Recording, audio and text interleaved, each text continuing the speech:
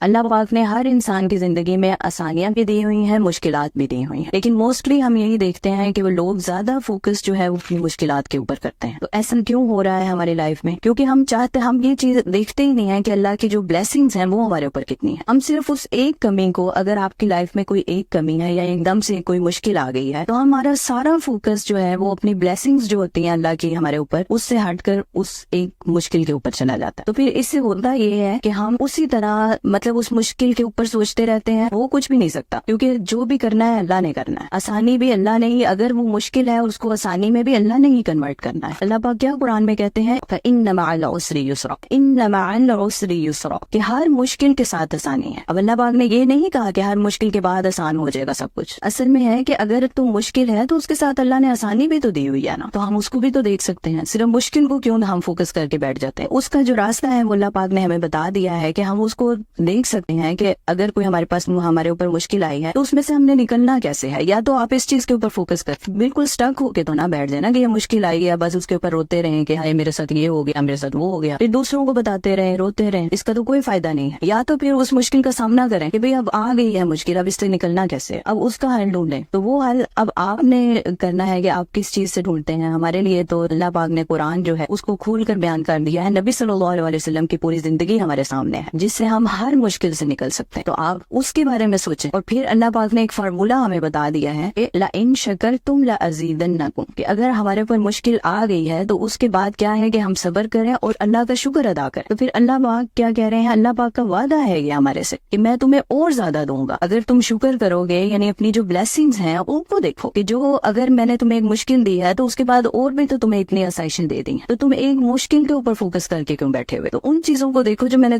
جو تمہارے پاس ہے دوسروں کے پاس نہیں ہے۔ ہر بندے کی لائف میں کمیاں ہیں، کسی کی بھی لائف جو ہے وہ پرفیکٹ نہیں ہے۔ تو اگر ہم ان چیزوں کو دیکھیں گے جو بلیسنگز ہیں اللہ کی ہماری زندگی میں اور وہ دوسروں کے پاس نہیں ہے، اور اس کے اوپر شکر کریں گے، تو اللہ پاک کیا کہہ رہے ہیں، اللہ پاک کہہ رہے ہیں لَأَزِيدَنَّكُمْ، کہ ہم پھر تمہیں اور زیادہ نوازیں۔